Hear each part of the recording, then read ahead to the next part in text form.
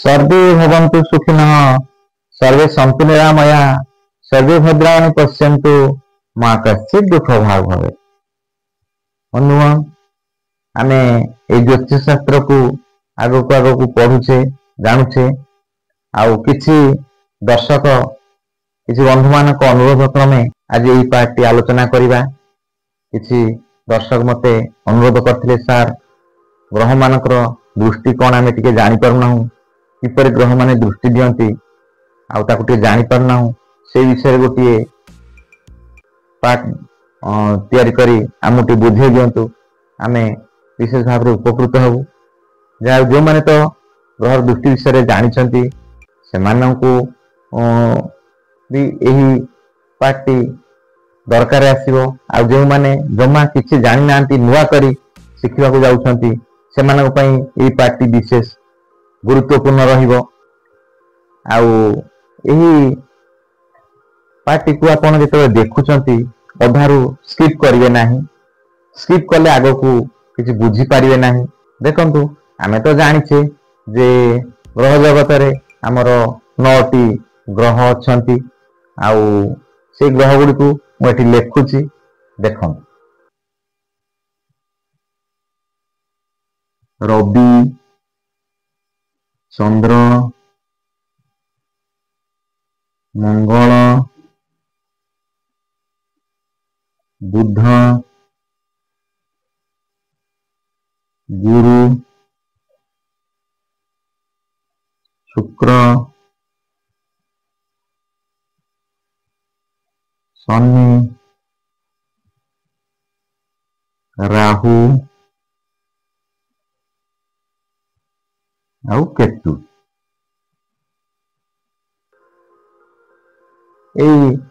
नवग्रह को लेकिन ये जातकर विचार मन करंतु आमे एठी ठियाई देखुछे दृष्टि देउछे आमे सिद्धारे देखुछे हम आखि सिद्धारे जहा अछि आमे ताको देखुछे पूर्ण भाव रे देख पाछे।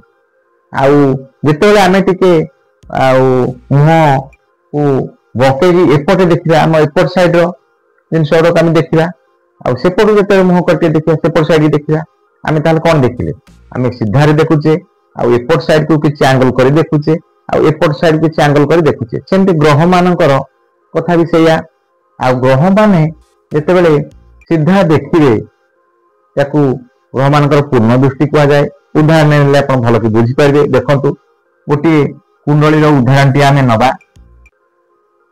एठी मने करंतु आमे मकर लग्न रो कुंडली टी नेछि लग्न एटाला 1 नंबर घर एटाला 2 नंबर घर एटाला 3 नंबर एटाला 4 नंबर एटाला 5 नंबर एटाला 6 नंबर एटाला 7 नंबर एटाला 8 नंबर एटाला 9 नंबर एटाला 10 नंबर आउ 11 नंबर आउ 12 नंबर ए बलिया कुंडलटी जानिले।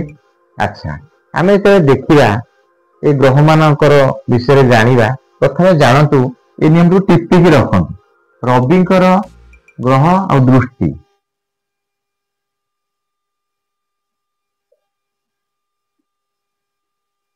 रविकर केवल सप्तम दृष्टि थाए आउ चंद्रंकर सेमती सप्तम दृष्टि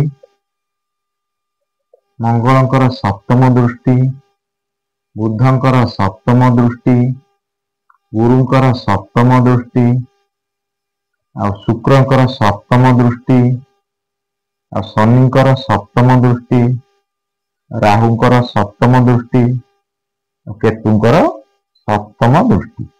माने कौन जानिले ये जो नवग्रह अछंती एमानकर सप्तम दृष्टि समस्तकर सप्तम दृष्टि अछि माने से सीधा देखिबे जोटी बसिथिबे सेउटु सीधा 180 डिग्री रे देखिबे सेटा होय तांकर पूर्ण दृष्टि आ सप्तम दृष्टि आ ये नवग्रहकर समस्तकर सप्तम दृष्टि अछि। एगो टिके बुझिबा सप्तम दृष्टि मन करंतु रवि एठी बसछन ए कुंडली रे रवि एठी बसछन। अच्छा रविंकर सप्तम दृष्टि कोठी हेबो सप्तम दृष्टि 180 डिग्री रे से देखिबे ए देखंतु रविंकर सप्तम दृष्टि माने ए रवि को बसथिबा घर थारु गणिबे 1 2 3 4 5 6 7 ए घर टी रवि पूर्ण दृष्टि रे देखिबे ବୁଝିଲେ ସହଜର କଥା। ରବି ଯୋଉଠି ବସିଥିବେ ସେଇଠୁ ସପ୍ତମ ଘରକୁ ସେ ଦୃଷ୍ଟିଟି ଦେବେ, ତାଙ୍କର ଏଇ ସପ୍ତମ ଦୃଷ୍ଟିଟି ଅଛି। ବୁଝିଲେ ରବି ମନେ କରନ୍ତୁ, ଆଉ ଟିକେ ଉଦାହରଣ, ରବି ମନେ କରନ୍ତୁ ଏଇଠି ବସିଛନ୍ତି, ଏଠି ମନେ କରନ୍ତୁ ରବି ବସିଛନ୍ତି, ଆଉ ସପ୍ତମ ଘର କିଏ ହବ? 1 2 3 4 5 6 7 ରବି ଏଠିକି ଦୃଷ୍ଟି ଦେବେ, ଏଇ ଘରଟିକି ଦୃଷ୍ଟି ଦେବେ। ସେମିତି ରବି ମନେ କରନ୍ତୁ ଏଠି ବସିଛନ୍ତି, 1 2 3 4 5 6 7 ଏଇ ଘରଟିକି ରବି ଦୃଷ୍ଟି ଦେବେ। ରବି ଯେଉଁଠି ବସିଥାନ୍ତୁ ନା କାହିଁକି, କୁଣ୍ଡଳୀରେ ରବି ଯେଉଁ ଘରେ ବସିଥାନ୍ତୁ ନା କାହିଁକି, ସେ ସେଇ ଘରଠାରୁ ସପ୍ତମ ଭାବକୁ ତାଙ୍କର ଦୃଷ୍ଟି, ରବିଙ୍କର ସପ୍ତମ ଦୃଷ୍ଟି ଅଛି। ବୁଝିଲେ ସେମିତି ଚନ୍ଦ୍ରଙ୍କର ସପ୍ତମ ଦୃଷ୍ଟି, ଚନ୍ଦ୍ରଙ୍କର ବି ସପ୍ତମ ଦୃଷ୍ଟି ଅଛି, ସବୁ ଗ୍ରହଙ୍କର ସପ୍ତମ ଦୃଷ୍ଟି ଅଛି। ଆମେ ଗୋଟେ ଉଦାହରଣ ତାକୁ ଦେଖିବା। ମନେ କରନ୍ତୁ ଚନ୍ଦ୍ର ଏଠି ବସିଛନ୍ତି, ଏଇ କୁଣ୍ଡଳୀର ଦ୍ୱିତୀୟ ଘରେ ଚନ୍ଦ୍ର ବସିଛନ୍ତି, ତାହେଲେ ତାଙ୍କ ସପ୍ତମ ଦୃଷ୍ଟି କୋଉଠି ଅଛି? ସିଧା ଦେଖିବେ, 180 ଡିଗ୍ରୀରେ ଦେଖିବେ। 1 2 3 4 5 6 7 ଏଇ ଘରଟିକି ଚନ୍ଦ୍ର ଦେଖିବେ। ଚନ୍ଦ୍ର ଯୋଉ ଘରେ ବସିଥିବେ ତାର ସପ୍ତମ ଘରକୁ ସେ ସପ୍ତମ ଦୃଷ୍ଟିରେ ଦେଖିବେ। ଚନ୍ଦ୍ରଙ୍କର ଗୋଟିଏ ଦୃଷ୍ଟି, ସପ୍ତମ ଦୃଷ୍ଟି ଚନ୍ଦ୍ର ଏଠି ଦେଖିବେ। ମାନେ କଣ, ଚନ୍ଦ୍ର ଏଠି ବସିଛନ୍ତି, ଚନ୍ଦ୍ର ଏଠି ବସିଛନ୍ତି, ଏଇଠୁ ସପ୍ତମ ଦୃଷ୍ଟି ତାଙ୍କ କୋଉଠି ହବ? ଏଇ ଘରକୁ ହବ। ଚନ୍ଦ୍ର ଏଇ ଘରକୁ ଦେଖିବେ। ଚନ୍ଦ୍ର ଯଦି ଏଠି ବସିଥିବେ ତାହେଲେ ଏ ଘରକୁ ଦେଖିବେ, ଏଠି ବସିଥିଲେ ଏ ଘରକୁ ଦେଖିବେ। ଏଇଭଳି ଚନ୍ଦ୍ର କୁଣ୍ଡଳରେ ଯୋଉଠି ବସିଥିବେ ସେଇଠୁ ସେ ସପ୍ତମ ଘରକୁ ଦୃଷ୍ଟି ଦେବେ। ଚନ୍ଦ୍ରଙ୍କର ସେଇ ଗୋଟିଏ ଦୃଷ୍ଟି, ସେ ହଉଛି ସପ୍ତମ ଦୃଷ୍ଟି। ଆଉ ସେ ଚନ୍ଦ୍ର ଯୋଉଠି ବସିଥିବେ ସପ୍ତମ ଘରକୁ ପୂର୍ଣ୍ଣ ଦୃଷ୍ଟିରେ ଦେଖିବେ। ତାପରେ ମଙ୍ଗଳ, ଆଚ୍ଛା ମଙ୍ଗଳଙ୍କର ସପ୍ତମ ଦୃଷ୍ଟି ସାଙ୍ଗରେ ଆଉ ଦୁଇଟି ଦୃଷ୍ଟି ଅଧିକା ଅଛି। ତାପରେ ସପ୍ତମ, ଗୋଟେ ହେଲା ଚତୁର୍ଥ, ଆଉ ଗୋଟେ ହେଲା ଅଷ୍ଟମ। ତାମାନେ ଆଉ ଗୋଟେ ଉଦାହରଣ ଏଠି ଦେଖିବା। ଆସନ୍ତୁ ଏଠି ମନେ କରନ୍ତୁ ମଙ୍ଗଳ ବସିଛନ୍ତି,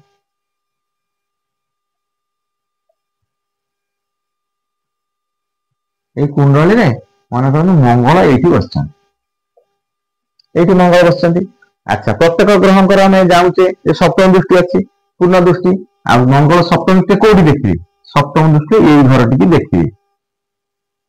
ଦେଖିଲେ 1 2 3 4 5 6 7 ବୁଝିଲେ ସପ୍ତମ ଦୃଷ୍ଟି ଏଇ ଘରକୁ ଦେଖିଲେ। ତା ବାଦେ ମଙ୍ଗଳଙ୍କର ଆଉ ଦୁଇଟି ଦୃଷ୍ଟି ଏକ୍ସଟ୍ରା ଅଛି, ଯୋଉଟା କି ଚତୁର୍ଥ ଆଉ ଅଷ୍ଟମ। ମଙ୍ଗଳ ଯୋଉଠି ବସିଥିବେ ସେଇଠି ଚତୁର୍ଥ ଘରକୁ ଦେଖିବେ। 1 2 3 4 ଏଇ ଘରଟିକି ମଙ୍ଗଳ ଦେଖିବେ। ବୁଝିଲେ ଆଉ ସେମିତି ଅଷ୍ଟମ ଦୃଷ୍ଟି ତାଙ୍କର ଅଛି, ଏଠି ସପ୍ତମ, ଇଏ ହବ ଅଷ୍ଟମ, ଏଇ ଘରଟିକି ମଧ୍ୟ ମଙ୍ଗଳ ଦେଖିବେ। ମଙ୍ଗଳ ଯୋଉଠି ବସିଥିବେ ସେଇଠୁ ସିଏ ଚତୁର୍ଥ ଘର, ଆଉ ସପ୍ତମ ଘର, ଆଉ ଅଷ୍ଟମ ଘରକୁ ଦୃଷ୍ଟିଟି ଦେବେ। ତାଙ୍କର ଦୁଇଟି ଦୃଷ୍ଟି ଏକ୍ସଟ୍ରା ତାଙ୍କ ପାଖରେ ଅଛି। ସେ ଦୁଇଟି ଦୃଷ୍ଟି ମଙ୍ଗଳ ସିଧା ଦେଖୁଛନ୍ତି, ଆଉ ଟିକେ ଏମିତି ତଳୁ କଲେ, ମୁହଁ ଟିକେ ତଳୁ କଲେ ଆଉ ଗୋଟେ ଦୃଷ୍ଟି ଦେଖିବେ, ଆଉ ଟିକେ ଉପରକୁ କଲେ ଆଉ ଗୋଟେ ଦୃଷ୍ଟିରେ ଦେଖିବେ। ତେଣୁ ମଙ୍ଗଳଙ୍କର ଏଇ ତିନୋଟି ଦୃଷ୍ଟି ଅଛି। ଯୋଉଟା ହେଲା ଆପଣ ମନେ ରଖନ୍ତୁ, ଏଟା ଟିପିକି ରଖନ୍ତୁ। ମଙ୍ଗଳଙ୍କର ସପ୍ତମ ଦୃଷ୍ଟି ସାଙ୍ଗରେ ଚତୁର୍ଥ ଆଉ ଅଷ୍ଟମ ଦୁଇଟି ଦୃଷ୍ଟି ଅଧିକା ଅଛି, ସେ ଦେଖିବେ। ବୁଝିଲେ ମଙ୍ଗଳ ତେଣୁ ଯୋଉ ଘରେ ବସିଥାନ୍ତୁ ନା କାହିଁ, ଆପଣ ଆଉ ଗୋଟେ ଉଦାହରଣ କରିକି ଦେଖନ୍ତୁ, ବୁଝନ୍ତୁ। ମନେ କରନ୍ତୁ ମଙ୍ଗଳ ଏଠି ବସିଛନ୍ତି, ଏଠି ମନେ କରନ୍ତୁ ମଙ୍ଗଳ ବସିଛନ୍ତି, ତାହେଲେ ମଙ୍ଗଳଙ୍କର ଦୃଷ୍ଟି କୋଉଠି ହବ? 1 2 3 4 ଏ ଘରକୁ ହବ, 5 6 7 ଏ ଘରକୁ ହବ ସପ୍ତମ ଦୃଷ୍ଟି, ଆଉ ଏ ଘରକୁ ହବ ଅଷ୍ଟମ ଦୃଷ୍ଟି। ବୁଝିଲେ ମଙ୍ଗଳ ଏଠି ବସିଥିଲେ ତାର ଚତୁର୍ଥ ଦୃଷ୍ଟି 1 2 3 4 ଦଶମ ଘରକୁ ପଡିବ, ଆଉ 5 6 7 ସପ୍ତମ ଦୃଷ୍ଟି ଏଠିକି ଦେଖିବେ, ଅଷ୍ଟମ ଦୃଷ୍ଟି ଏଠିକି ଦେଖିବେ। ତାଙ୍କର ଦୃଷ୍ଟି ଏମିତି ମଙ୍ଗଳଙ୍କର ତିନିଟି ଦୃଷ୍ଟି ଅଛି। ବୁଝିଲେ ତାପରେ ଆସନ୍ତୁ ବୁଧଙ୍କର ସେ ଗୋଟିଏ ଦୃଷ୍ଟି ଦିଆଯାଇଛି ତାଙ୍କୁ, ତାଙ୍କର ଆଉ ଅଧିକା ଦୃଷ୍ଟି ନାହିଁ। ତେଣୁ ସେ ସପ୍ତମ ଦୃଷ୍ଟିରେ କେବଳ ଦେଖିବେ। ବୁଧ ଯୋଉଠି ବସିଥିବେ ସେଇଠୁ ସେ ସପ୍ତମ ଭାବକୁ ପୂର୍ଣ୍ଣ ଦୃଷ୍ଟିରେ ଦେଖିବେ। ମନେ କରନ୍ତୁ ବୁଧ ଏଇଠି ବସିଛନ୍ତି, କୁଣ୍ଡଳୀରେ ବୁଧ ଏଇ ଷଷ୍ଠ ଘରେ ବସିଛନ୍ତି। ଷଷ୍ଠ ଘର ସେ ତାଙ୍କ ସପ୍ତମ ଦୃଷ୍ଟି, ତାଙ୍କୁ ଗୋଟିଏ ଦୃଷ୍ଟି ଦିଆଯାଇଛି। ସପ୍ତମ ଦୃଷ୍ଟି କୋଉଠି ହବ? 1 2 3 4 5 6 7 ଏଇ ଘରକୁ ବୁଧଟି ଦୃଷ୍ଟି ଦେବେ। ଏଇ ଗୋଟିଏ ଦୃଷ୍ଟି ତାଙ୍କର ଅଛି। ବୁଧ ତାଙ୍କ 180 ଡିଗ୍ରୀରେ ଏଇ ସପ୍ତମ ଘରକୁ ସପ୍ତମ ଦୃଷ୍ଟିରେ ପୂର୍ଣ୍ଣ ଦୃଷ୍ଟିରେ ଦେଖିବେ। ସେମିତି ବୁଧ ଯୋଉଠି ବସିଥାନ୍ତୁ ନା କାହିଁକି, ମନେ କରନ୍ତୁ ବୁଧ ଏଠି ବସିଛନ୍ତି, ତାହେଲେ ତାଙ୍କ ସପ୍ତମ ଦୃଷ୍ଟି କୋଉଠି ହବ? 1 2 3 4 5 6 7 ବୁଧ ଏଇ ଘରଟିକୁ ଦୃଷ୍ଟି ଦେବେ, ସେଇ ଘରଟି ସେ ଦେଖିବେ। ବୁଝିଲେ ବୁଧଙ୍କ କଥା ବୁଝିଲେ। ତାପରେ ଗୁରୁଙ୍କର ସପ୍ତମ ଦୃଷ୍ଟି ବ୍ୟତିରେକେ ତାଙ୍କୁ ଆଉ ଦୁଇଟି ଦୃଷ୍ଟି ଅଧିକା ଦିଆଯାଇଛି, ଯୋଉଟା କି ସେ ପଞ୍ଚମ ଆଉ नवम दृष्टि पाखे अच्छी गुरु पाखे सप्तम सांगे पंचम आउ नवम दुईटी दृष्टि अधिका पाखे अच्छी तार उदाहरण देखा मन करंतु गुरु ये अष्टम घरे बस गुरु अष्टम घरे गुरु बस अच्छा ताकर सप्तम दृष्टि कौटी हम 1 2 3 4 5 6 7 एठिकी गुरु दृष्टि देवे यह बाद आउ दुईटा दृष्टि रहा गुरु जो बस पंचम भाव दृष्टि देवे पंचम दृष्टि देवे 1 2 3 4 5 गुरु एठिकी दृष्टि देवे आउ पुणी 7 8 9 एठिकी दृष्टि देवे गुरु जो बसी से भाव ठारू पंचम दृष्टि गोटे अच्छी से पंचम गुरु बसी घर ठारू पंचम भाव को से दृष्टि देवे आउ सप्तम भाव को दृष्टि देवे आउ नवम भाव को दृष्टि देवे बुझिले गुरुंकर 3टी दृष्टि अच्छी टिपिकी रखु आउ ये 3टी दृष्टि ये देवे गुरु आउ गोटे उदाहरण आउ टे जगह गोटे उदाहरण नहीं देखा मन करंतु गुरु एठी बस मन करंतु गुरु यही द्वादश घरे बस पंचम दृष्टि कौटी हम 1 2 3 4 5 ये घर टी गुरु दृष्टि देवे पंचम दृष्टि रे सप्तम दृष्टि अच्छी 5 6 7 एठिकी देवे गुरु दृष्टि सप्तम दृष्टि नवम दृष्टि आउ गोटे अच्छी 7 8 9 एठी बुझे जो ग्रह बसी जहाँ को आम आलोचना करवा से जो बसते से घर टार गणिबे से घर टार गणिबे आउ दृष्टि गुरुंकर 3टा दृष्टि से घर टार गणिबे पंचम दृष्टि आउ सप्तम दृष्टि आउ नवम दृष्टि पंचम घर सप्तम घर से बसी घर ठारू आउ नवम घर ये आप गणिकी गुरु ग्रह मान दृष्टि बाहर करेंगे शुक्र शुक्रंकर गोटे दृष्टि शुक्रंकर केवल से गोटे दृष्टि अच्छी 180 डिग्री से देखिपारे आउर उदाहरण नहीं देखा मन करंतु शुक्र ये बस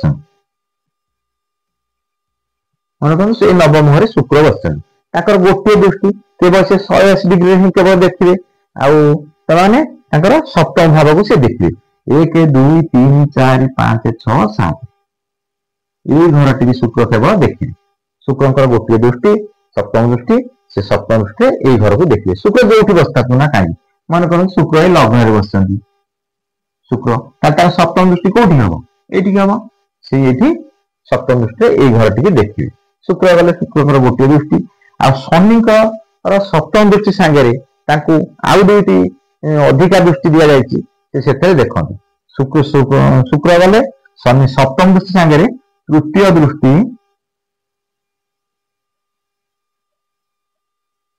आउ दशम दृष्टि मन करंतु शनि ये बस शनि बस अच्छा शनिकर आम जानते सप्तम दृष्टि गोटे अच्छी सब ग्रह सप्तम दृष्टि अच्छी शनि ये सप्तम दृष्टि ये घर टी देखिए आउ दुईटी दृष्टि अच्छी गोटे है तृतीय आ गोटे दशम शनि जो बस सब गणिया 1 2 3 ये घर टी शनि दृष्टि देवे आउ 1 2 3 4 5 6 7 8 9 10 ये घर टी शनि दृष्टि देवे शनिकर 3टी दृष्टि गोटे है तृतीय दृष्टि गोटे है सप्तम दृष्टि आ गोटे है दशम दृष्टि ये शनिकर 3टी दृष्टि अच्छी शनि सीधा एमती 180 डिग्री देखिए आ शनि जब टी तलू चाहिए ताहले सी गोटे तृतीय दृष्टि देखिए आउ टे एमती उपरକୁ चाहिए दशम दृष्टि देखिए ये हम शनि 3टी दृष्टि विषय बुझिले से राहु राहु होती गुरु जो दृष्टि अच्छी सप्तम पंचम नवम सेमती राहुंकर सप्तम दृष्टि सांगे पंचम दृष्टि आउ नवम दृष्टि अच्छी केतुकर पंचम आउ नवम ये दुईटी दृष्टि अच्छी ताले राहुंकर सेम देखिए राहु मानक जो बस मन कर राहु ये बस तृतीय घरे राहु बस ये राहु बस अच्छा राहुंकर आमर कौन देखिले सप्तम दृष्टि पंचम दृष्टि और नवम दृष्टि ताहले राहुंकर ये गणिया 1 2 3 4 5 6 7 ये घर को राहु दृष्टि देवे सप्तम दृष्टि पूर्ण दृष्टि ये घर को देवे पंचम दृष्टि अच्छी 1 2 3 4 5 ये घर को राहु दृष्टि देवे नवम यहाँ सप्तम अष्टम नवम ये घर को राहु दृष्टि देवे ताले राहु जो घरे बसते से घर ठारू पंचम दृष्टि गोटे देवे ଆଉ ସପ୍ତମ ଦୃଷ୍ଟି ଦେବେ ଆଉ ନବମ ଦୃଷ୍ଟି ଦେବେ। ରାହୁଙ୍କର ଏଇ 3ଟି ଦୃଷ୍ଟି ଅଛି। ଆଉ ଆପଣ ନିଜେ ଆଉ ଗୋଟିଏ ଘରେ ରାହୁଙ୍କୁ ବସେଇ ସେଠୁ ତାଙ୍କ ଦୃଷ୍ଟି ଦେଖନ୍ତୁ କୋଉ ଘରକୁ ତାଙ୍କ ଦୃଷ୍ଟି ପଡୁଛି। ତାପରେ କେତୁଙ୍କ କଥା ବୁଝିବା। କେତୁଙ୍କର ସେମିତି ସପ୍ତମ ସାଙ୍ଗରେ ପଞ୍ଚମ ଆଉ ନବମ ଦୃଷ୍ଟି ଅଛି। ମନେ କରନ୍ତୁ କେତୁ ଏଇଠି ବସିଛନ୍ତି, ଏଇଠି କେତୁ ବସିଛନ୍ତି, ଏଇ ଏକାଦଶ ଘରେ କେତୁ ବସିଛନ୍ତି। ତାଙ୍କର ସେମିତି ସପ୍ତମ ଦୃଷ୍ଟି କୋଉଠି ହବ? 1 2 3 4 5 6 7 କେତୁ ଏଇ ଘରକୁ ସପ୍ତମ ଦୃଷ୍ଟିରେ ପୂର୍ଣ୍ଣ ଦୃଷ୍ଟିରେ ଦେଖିବେ। ତାପରେ ତାଙ୍କ ପଞ୍ଚମ ଦୃଷ୍ଟି ଅଛି ଆଉ ନବମ ଦୃଷ୍ଟି ଅଛି, 2ଟି ଦୃଷ୍ଟି ତାଙ୍କୁ ଏକ୍ସଟ୍ରା ଅଛି ତାଙ୍କ ପାଖରେ। ଆଉ ସେ ପଞ୍ଚମ ଦୃଷ୍ଟି କୋଉଠି ଦେଖିବେ? 1 2 3 4 5 ଏଠି ଏଇ ଘରଟି କେତୁ ଦେଖିବେ। ଆଉ ତାପରେ 7 8 9 ଏଇ ଘରଟି କେତୁ ଦେଖିବେ। କେତୁ ଯୋଉ ଘରେ ବସିଥିବେ ସେଠୁ ସେ ପଞ୍ଚମ ଦୃଷ୍ଟିରେ ଗୋଟିଏ ଦୃଷ୍ଟିରେ ଦେଖିବେ। ତାପରେ ସପ୍ତମ ଗୋଟିଏ ଦୃଷ୍ଟିରେ ଦେଖିବେ ସପ୍ତମ ଭାବକୁ, ଆଉ ନବମ ଭାବକୁ ଗୋଟିଏ ଦୃଷ୍ଟିରେ ଦେଖିବେ। ଏଇଭଳିଆ ଦେଖିବେ। ଆଚ୍ଛା, ଏଇ ଦୃଷ୍ଟି ଆମର କେତେବେଳେ ମାନେ କୁଣ୍ଡଳୀରେ ବିଚାର କରାଯିବ? କୌଣସି ଭାବର ଫଳାଫଳ ପରିପ୍ରକାଶ କରିବା ବା କୌଣସି ଗ୍ରହଙ୍କର ବିଷୟରେ ପରିପ୍ରକାଶ କରିବା। ମନେ କରନ୍ତୁ ଆମେ ଏଇଠି ଚତୁର୍ଥ, ମନେ କରନ୍ତୁ କେତୁ ଏଠି ବସିଛନ୍ତି। ଆମେ ଏଇ ତୃତୀୟ ଘର କଥା ଯଦି ବିଚାର କରୁଥିବା, ତାହେଲେ କେତୁଙ୍କର କଣ ହବ? 1 2 3 4 5 କେତୁଙ୍କ ପ୍ରଭାବରେ ଏଇ ତୃତୀୟ ଘରଟି ରହିବ। ବୁଝିଲେ ନା? ବେସିକ ଜିନିଷଟିକୁ ଜାଣନ୍ତୁ। ଆମେ ଦୃଷ୍ଟିଟାକୁ କାହିଁକି ନଉଛେ, ଦୃଷ୍ଟିଟାକୁ କାହିଁକି ବିଚାର କରୁଛେ, ଦୃଷ୍ଟିଟାକୁ କାହିଁକି ପଢୁଛେ। ଆଉ କେତୁ ଯଦି କୁଣ୍ଡଳୀ ପାଇଁ ଭଲ କାରକ ଗ୍ରହ ହେଇଥିବ ବା ଭଲ ଫଳ ଦେବା ପାଇଁ ସକ୍ଷମ ଥିବ, ତାହେଲେ ସେ ଯୋଉ ଘରକୁ ସବୁ ଦୃଷ୍ଟି ପକେଇବ କେତୁ, ସେଇ ଘରର ଫଳ ଗୁଡିକ ଆପଣଙ୍କ ପାଇଁ ଭଲ ହବ। ଦେଖନ୍ତୁ, ମନେ କରନ୍ତୁ କେତୁ ଏଇ କୁଣ୍ଡଳୀ ପାଇଁ ଏକାଦଶ ଘରେ ବସିଛନ୍ତି। ଏକାଦଶ ଘର ପାଇଁ କେତୁ ଯାହା ଫଳ ଦବା କଥା, ସେଇ କେତୁ ଯେତେବେଳେ କେତୁଙ୍କର ଦଶା ମହାଦଶା ଆଉ ଅନ୍ତର୍ଦଶା ଚାଲିବ, ସେତେବେଳେ କେତୁ କଣ କରିବେ? ଏକାଦଶ ଭାବ ସହିତ ତୃତୀୟ ଏଇ କୁଣ୍ଡଳୀ ପାଇଁ ତୃତୀୟ ଭାବ ଆଉ ପଞ୍ଚମ ଭାବ ଆଉ ସପ୍ତମ ଭାବର ଫଳ ଗୁଡିକୁ ସେ ଦେବେ। ବୁଝିଲେ? ଆଉ ସେମିତି ପ୍ରତ୍ୟେକ ଗ୍ରହଙ୍କର ଅଛି। ଗୁରୁଙ୍କର ଯୋଉ ଅଛି ସପ୍ତମ ପଞ୍ଚମ ଆଉ ନବମ, ଯେତେବେଳେ ଗୁରୁଙ୍କର ଦଶା ମହାଦଶା ଅନ୍ତର୍ଦଶା ଚାଲିବ, ଆଉ ଗୁରୁ ଯାହା ଫଳ ଦବା କଥା ଯୋଉ ଘରେ ବସିବେ ସେ ଘରକୁ ତ ନିଶ୍ଚୟ ଦେବେ। ତା ସାଙ୍ଗରେ ସପ୍ତମ ଘର ଆଉ ପଞ୍ଚମ ଘର ଆଉ ନବମ ଘର ଏଇ ଭାବ ସମ୍ବନ୍ଧିତ ଫଳ ଗୁଡିକୁ ମଧ୍ୟ ସେ ଦେବେ। ତାଙ୍କର ଦୃଷ୍ଟି ସେଇ ଘରକୁ ଅଛି ମାନେ ସେ ସେଇ ଘରର ଫଳ ଗୁଡିକ ଦେବେ। ଏଇଥିପାଇଁ ଆମେ ଗ୍ରହର ଦୃଷ୍ଟି ଗୁଡିକ ବିଚାର କରୁଛେ। ଆଉ ଆପଣ ଏଇଟା ଟିପିକି ରଖନ୍ତୁ। ଆଉ ସବୁ ଗ୍ରହଙ୍କର ସପ୍ତମ ଦୃଷ୍ଟି ବା ପୂର୍ଣ୍ଣ ଦୃଷ୍ଟି ସିଧା 180 ଦୃଷ୍ଟି ସମସ୍ତଙ୍କର ଥାଏ। ଏହା ବାଦ ମଙ୍ଗଳଙ୍କୁ ଆଉ 2ଟି ଦୃଷ୍ଟି ଅଧିକା ଅଛି। ମଙ୍ଗଳଙ୍କର ସେ ହଉଛି ଚତୁର୍ଥ ଅଷ୍ଟମ, ଗୁରୁଙ୍କର ସେମିତି ଆଉ 2ଟି ଅଛି ଅଧିକା ଦୃଷ୍ଟି ପଞ୍ଚମ ନବମ, ଆଉ ଶନିଙ୍କର ସେମିତି ଆଉ 2ଟି ଦୃଷ୍ଟି ଅଛି ତୃତୀୟ ଆଉ ଦଶମ, ରାହୁ କେତୁଙ୍କର ସେମିତି ଆଉ 2ଟି ଅଧିକା ଦୃଷ୍ଟି ଅଛି ପଞ୍ଚମ ନବମ। ବୁଝିଲେ? ଏଇ ନିୟମକୁ ଟିକେ ଟିପିକି ରଖନ୍ତୁ ଆଉ ପ୍ରାକ୍ଟିକାଲି ଏମିତି ବୁଝନ୍ତୁ ଗ୍ରହଙ୍କର ଦୃଷ୍ଟି କୋଉ ଭାବକୁ ପଡୁଛି ଆଉ କୋଉ ଗ୍ରହ ଉପରକୁ ପଡୁଛି। ଆମେ ଆଗକୁ ଆଉ ଟିକେ ବିଶେଷ ଭାବରେ ଯେତେବେଳେ ଫଳକଥନ କରିବା, ସେତେବେଳେ ଗ୍ରହଙ୍କର ଦୃଷ୍ଟି କଥା ବି ବିଚାରକୁ ନବା, ବିଚାରକୁ ନେଇ ଆମେ ଫଳକଥନ କରିବା। ଆଉ ଯୋଉମାନେ ପ୍ରଥମ କରି ମୋର ଏଇ ଚ୍ୟାନେଲଟିକୁ ଦେଖୁଛନ୍ତି ବା ଏଇ ପାର୍ଟଟିକୁ ଦେଖୁଛନ୍ତି, ଆଉ ସେମାନଙ୍କୁ ଅନୁରୋଧ ସେମାନେ ସବସ୍କ୍ରାଇବ କରନ୍ତୁ। ଜ୍ୟୋତିଷ ଶାସ୍ତ୍ର ସମ୍ବନ୍ଧରେ ବହୁତ ଗୁଡ଼ିଏ ଭିଡିଓ ଅପଲୋଡ ହେବାକୁ ଅଛି, ଯାହାକି ସେମାନେ ପ୍ରଥମ କରି ଦେଖିପାରିବେ। ଆଉ ଲାଇକ୍ ଟିକେ କରନ୍ତୁ, ଆଉ ଅନ୍ୟମାନଙ୍କ ନଲେଜ ପାଇଁ ସେୟାର ଟିକେ କରନ୍ତୁ। ଆଉ ରହୁଛି ମୁଁ ଜ୍ୟୋତିର୍ବିଦ ଶ୍ରୀ ଉପେନ୍ଦ୍ରନାଥ ଦାସ।